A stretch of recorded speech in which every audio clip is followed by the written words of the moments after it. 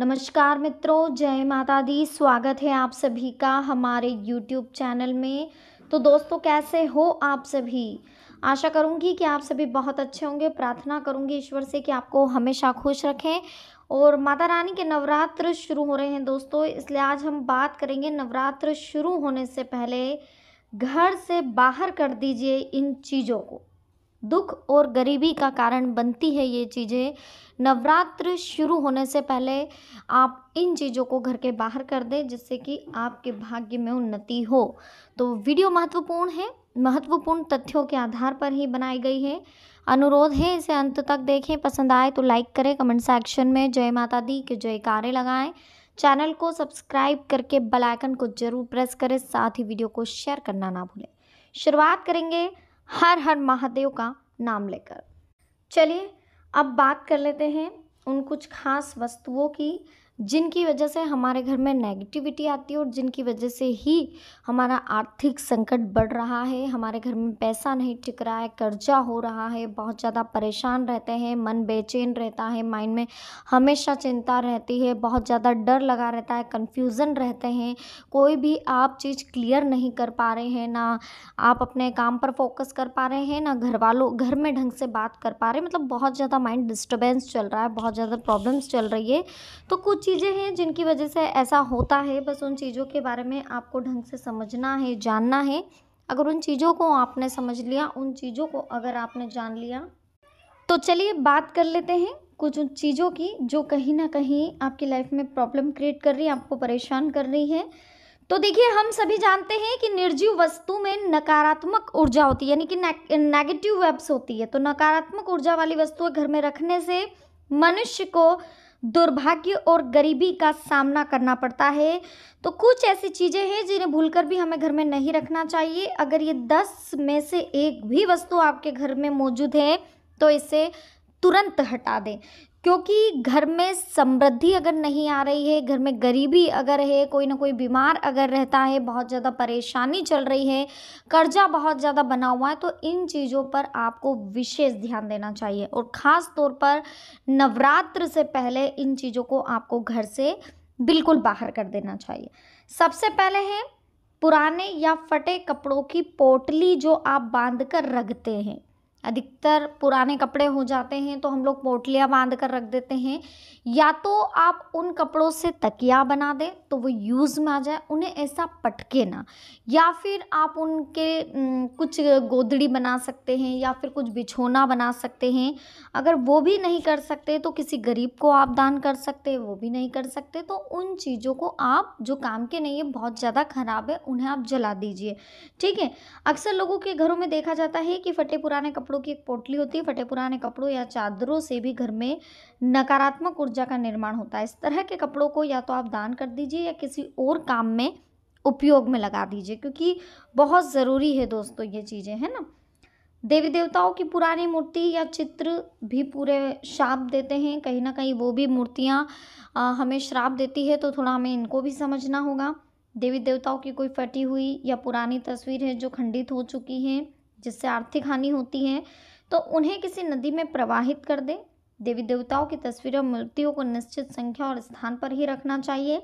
एक ही देवी या देवता की 3-3 मूर्तियाँ या तस्वीर होने पर वास्तु दोष उत्पन्न होता है।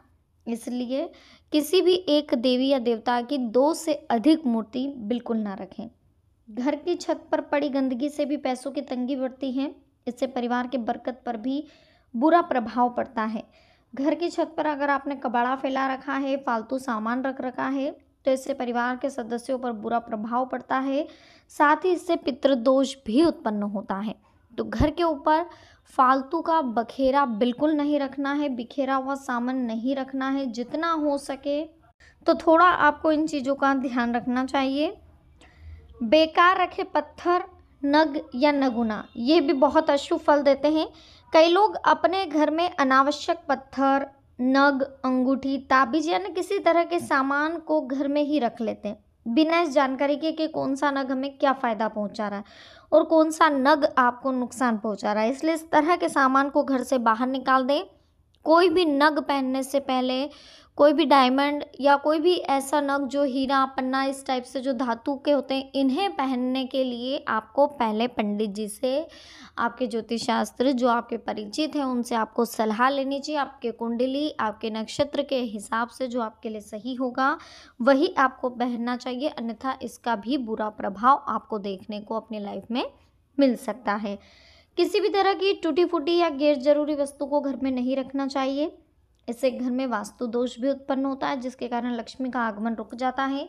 विशेषकर कांच की कोई भी सामग्री घर में टूट फूट वाली नहीं होनी चाहिए, क्योंकि इससे कहीं ना कहीं आपके घर में नेगेटिव ऊर्जा का संचार होता है और नेगेटिव ऊर्जा आपको पनपने नहीं देती, आपके घर में दरिद्रता का बहुत बड़ा कारण होती है। अगर नेगेटिव ऊर्जा आपके घर से चली जाए तो बहुत सारी चीज़ें आपके घर में सही हो सकती हैं। कहते हैं कि ताजमहल का चित्र, डूबती नाव या जहाज, फव्वारे, जंगली जानवरों के चित्र और कांटेदार पौधों के चित्र घर में नहीं लगाने चाहिए। इन्हें लगाने से भी बहुत ज़्यादा दिक्कत आती है, मन पर बुरा प्रभाव पड़ता है। लगातार इन चित्रों को देखते रहने से जीवन में अच्छी घटनाएं घटना बंद हो जाती। तो ऐसी चीज़ें जैसे घोड़ों का दौड़ना, किसी का झगड़ता हुआ, कोई क्रोधित चेहरा, मतलब अगर ईश्वर का भी आप चेहरा लगा रहे हैं तो मुस्कुराता हुआ चेहरा लगाएं, क्रोधित चेहरा नहीं लगाना, क्योंकि इससे भी कहीं ना कहीं आपके घर में परेशानियां आती है। लड़ाई झगड़े कलह का कारण भी ये चीज़ें होती है। तो तस्वीरों को बहुत ही सोच समझ कर लगाएं। घर या दुकान की कोई भी अलमारी टूटी हुई नहीं होना चाहिए। टूटी हुई अलमारी पैसों के नुकसान का कारण बनती है। इसके अलावा काम ना होने पर अलमारी को हमेशा बंद करके रख दें। तो थोड़ा आपको इन चीज़ों को समझना होगा। देखिए, घर या दुकान की कोई भी अलमारी टूटी हुई नहीं हो, ये बात आप विशेष ध्यान रखें। अलमारी को बेवजह खुला ना रखें, हर तरह के कामों में रुकावट आती है और धन भी पानी की तरह बहता है। घर में बनने वाले मकड़ी के जाले तुरंत हटा दें, इनसे आपके अच्छे दिन बुरे दिनों में बदल सकते हैं। मकड़ी के जालों से घर दुकान में कई तरह के वास्तु दोष पैदा होते हैं, इसलिए घर दुकान में इनका होना अशुभ माना जाता है। तो जहाँ पर भी मकड़ी के जाले दिख रहे हैं, नवरात्र के पहले आप इन जालों को अपने घर से बाहर कर दें और साफ सफाई घर की कर दें। आपके घर में टूटी हुई चेयर है या फिर टेबल पड़ी है तो उसे भी हटा दें, या आपके पैसों और तरक्की को रोक रही है। बैठक का सोफा भी फटा हुआ या टूटा हुआ नहीं होना चाहिए, उस पर बिछाई गई चादर भी गंदी या फटी हुई नहीं होना चाहिए, क्योंकि कहीं ना कहीं ये भी आपको प्रॉब्लम्स क्रिएट कर सकती हैं। बंद घड़ियां भी घर से जितनी जल्दी हो सके आप विदा कर दीजिए, क्योंकि इनका तो सीधा किस्मत से कनेक्ट होता है। बंद घड़ी आपकी प्रगति को रोक सकती है, बहुत ज़्यादा आप परेशान हो सकते हैं बंद घड़ी से, या आपको परेशान कर सकती है। इसके साथ ही अगर बात करें कि किन चीज़ों से आप अपने घर की गरीबी को दूर कर सकते हैं, आखिर क्या ऐसा है लक्षण आदतें जो कहीं ना कहीं आपको गरीब बनाती हैं, तो वो चीज़ें आपको थोड़ी समझनी होगी।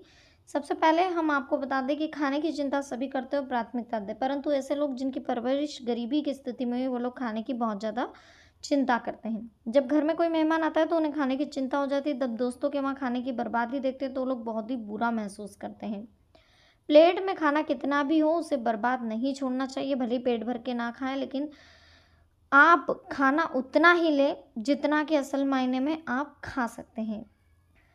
फिजूल की कोई भी चीज़ें ना खरीदें, जिस चीज़ की ज़रूरत है वही चीज़ें खरीदें, अन्यथा ये भी गरीबी का कारण बन जाती है। अपने काम के सामने अपने स्वास्थ्य को नज़रअंदाज बिल्कुल ना करें।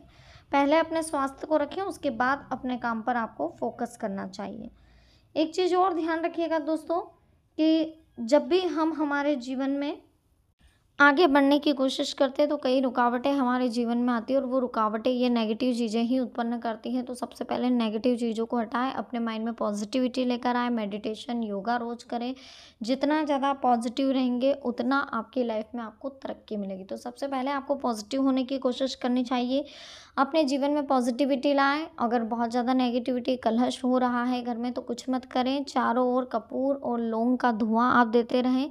कपूर और लौंग के धुएं से कहीं ना कहीं आपको थोड़ी सी पॉजिटिविटी मिलेगी। डोनेशन आप करते रहे, गाय को चारा खिलाते रहे, कुत्ते को बिस्किट देते रहे या रोटी खिलाते रहे। इसके साथ ही गाय को भी रोटी खिलाएं, इससे काफ़ी पॉजिटिव एनर्जी आती है। रोज़ शिव जी पर जल चढ़ाएं, 1 लोटा जल चढ़ाते रहें आप, इससे भी आपको बहुत ज़्यादा एनर्जी मिलेगी। मंदिर रोज़ जाएं, एक्चुअल अगर जल नहीं चढ़ा सकते तो मंदिर एटलीस्ट रोज़ ज़रूर जाएं, दर्शन करके रोज़ ज़रूर आएं, इससे भी काफ़ी कुछ बदलाव आप अपने जीवन में देखेंगे। बहुत सारी नेगेटिविटी है जो आपके जीवन से चली जाएगी। इन दिनचर्या में आपको इन चीज़ों को अपनाना चाहिए। अच्छा सोचें, सब कुछ अच्छा होगा। तो वीडियो कैसी लगी, पसंद आई हो लाइक करें, कमेंट सेक्शन में जय माता दी लिखें, चैनल को सब्सक्राइब करें, बेल आइकन को प्रेस करें, साथ ही वीडियो को शेयर करना ना भूलें। तो मिलते हैं नेक्स्ट वीडियो में, अभी के लिए आप सभी को बहुत बहुत धन्यवाद। जय माता दी, हर हर महादेव।